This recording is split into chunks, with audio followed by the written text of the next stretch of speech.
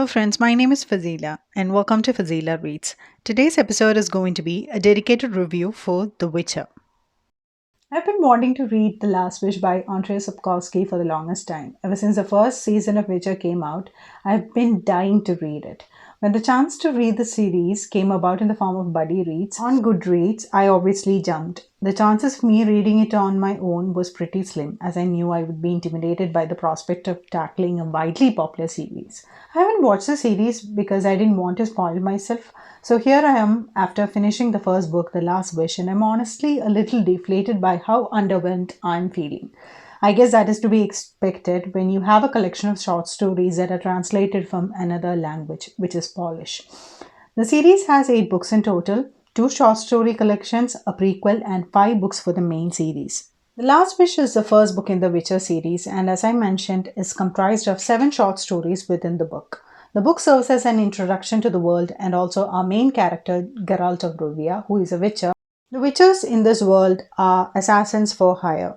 They are special because of how they are created. They are neither human nor monsters. They're also trained from a very young age and are created through mutations by ingesting different elixirs and poisons. The witches are hierarchical monsters that attack the land and the people. Even though they're called in to do the dirty work of ridding the world of supernatural creatures, they're treated with contempt and prejudice. Geralt goes from place to place seeking work, and we get to see his various adventures in the form of flashbacks while he's recuperating at a temple from a grievous injury he sustained from his latest monster hunt. The stories in this book were inspired by some of the popular fairy tales. Monsters were the highlight of the story, with some being a combination of well known creatures and some others were completely unique that are quite famous in Polish stories. For me, some stories worked really well. I liked the different themes explored by those stories, while some others, unfortunately, were a miss for me. I wanted more out of these stories, and in terms of characters, it was too short to give a clear impression of these characters. The best part of the book was the setting, the world, and also the supernatural creatures, as I mentioned. There was a Striga, which I think was a combination of vampire and a werewolf, a Kikimora, which is a combination of vampire and succubus, elves, human turned monsters, and so much more. I'm assuming all this book is meant to give us was a taste test for the upcoming series. If that was the case, then I guess Andre has succeeded in that regard. Now let's talk about the characters. Geralt is the main protagonist of the story, and these short stories give us enough details to make an impression of him. He's for the most part stoic and a mysterious character. His dry humor, his own honor code that he adheres to, make him rather intriguing. We do get to see his interactions with people who are said to be close friends of his, and their character dynamics add another layer to his character.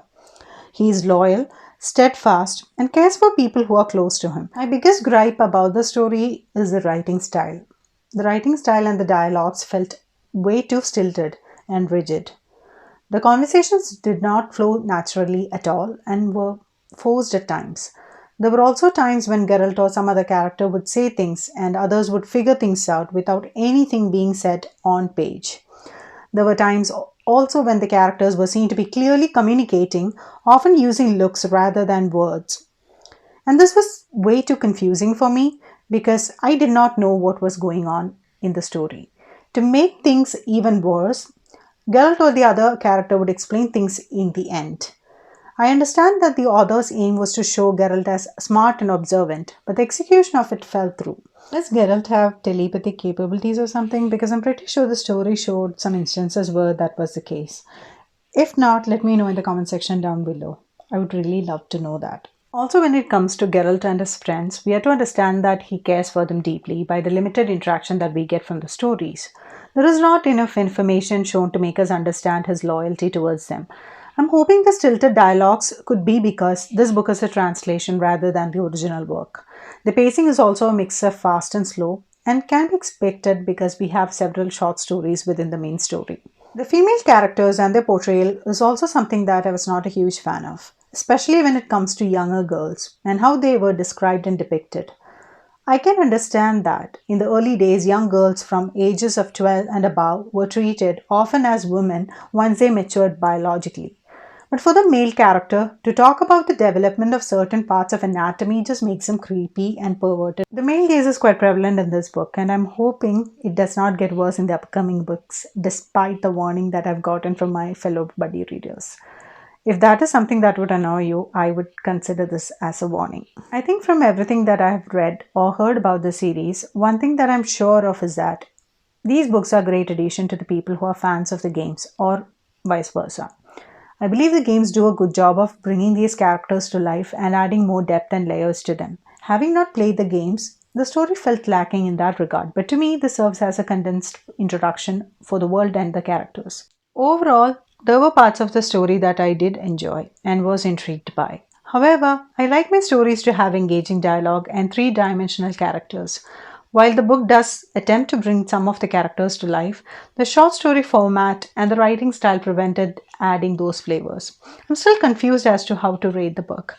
My gut feeling is to give the book 2 to 2.5 stars. This was an okay book for me. I would have enjoyed this book so much better if the dialogues and interactions flowed organically. I had purchased the rest of the books, so I'll be continuing with the series and see what's in store for Geralt. The book is for anyone who loves RPG games and would love to learn more about the characters, or for anyone who loves a different world with interesting magic and creatures and supernatural elements. That's it for today, folks. Make sure to like, subscribe, and hit the notification bell icon.